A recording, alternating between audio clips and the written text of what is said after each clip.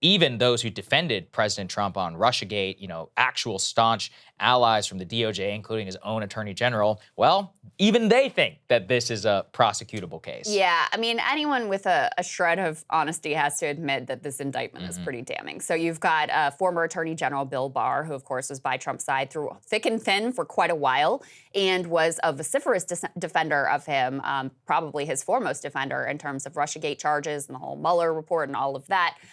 He also saw this indictment as quite damning. Let's take a listen to a little bit of what he had to say. And I think the counts under the Espionage Act that he willfully retained those documents are solid counts. Now, I do think we have to wait and see what the defense says and what proves to be true. But I do think that even half what Andy McCarthy said, which is if even half of it is true, then he's toast. I mean, it's a very detailed indictment.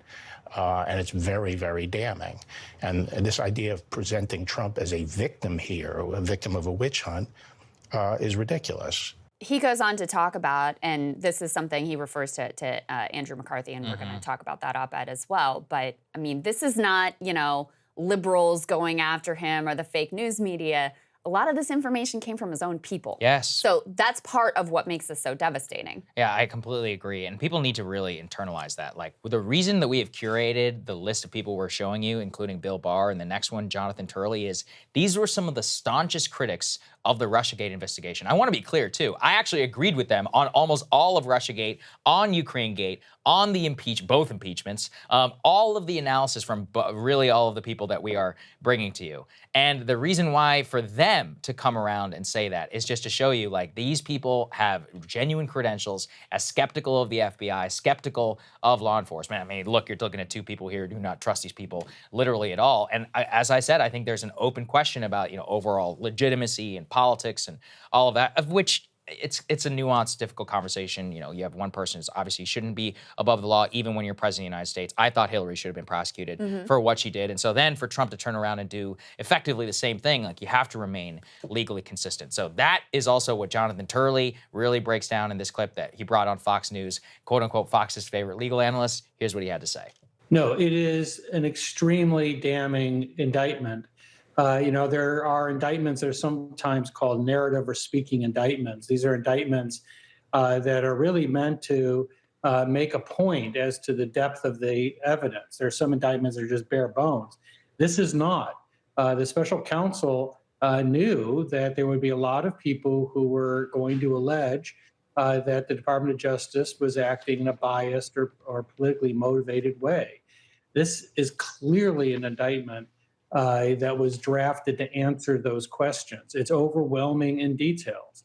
And, the Trump team should not fool itself. These are hits below the waterline. These are witnesses who apparently testified under oath, gave statements to federal investigators, both of which can be criminally charged if they're false. What do you think, Krystal? I mean, he breaks it down pretty well, and that's also what I had to take away whenever I was reading the indictment. I was actually on a plane when it happened. It was funny. Everybody landed and turned on their phone. Everyone was like, oh, I start hearing people whispering and all that. But I went through and I read it almost immediately, the quotes, the facts of the case, the timeline, all of which that they lay out. And look, the feds are not above lying, of course. The issue is that they have a lot of documentation. Now, of course, Trump and his legal team can challenge the timeline, the documentation, and all that, but they have not done so from the very beginning. Their justification is, I was president, I had the power to declassify. Thus, this entire thing is a selective and illegal prosecution. Continues to be the line he's going with. Well, that's because literally on the merits, legally,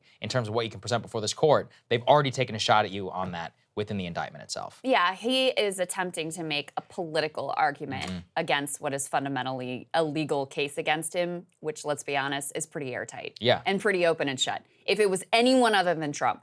And, I read one analysis from a conservative writer who was saying, put yourself in Jack Smith's shoes. Let's say he didn't really want to prosecute Trump. Like, Trump gave him no choice. Yes, when you have the evidence in front of you. When you have this amount of evidence and you have this, this wasn't an oopsie, I, made a mistake, let me do everything I can to try to get the documents back to you. This was intentional attempt to conceal information, having people move boxes around. And let's remember, too, and Ryan made this point when, we covered the initial breaking news about Trump being indicted, Mar-a-Lago is like a nest of spies. Yes. I mean, Chinese spies have been caught trying to obtain access to the property. There's probably no foreign government with a significant spy agency on the planet that hasn't tried to infiltrate this place.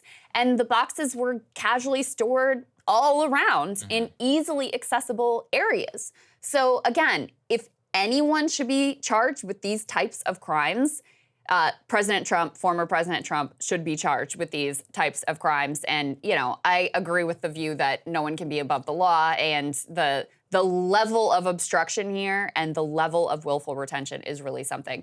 We have one more for you. This is Andrew McCarthy, who, you know, was really adamantly opposed to the investigations with regard to Russiagate. He wrote a book called Ball of Collusion, The Plot to Rig an Election and Destroy Presidency. So this is not some, like, liberal media figure.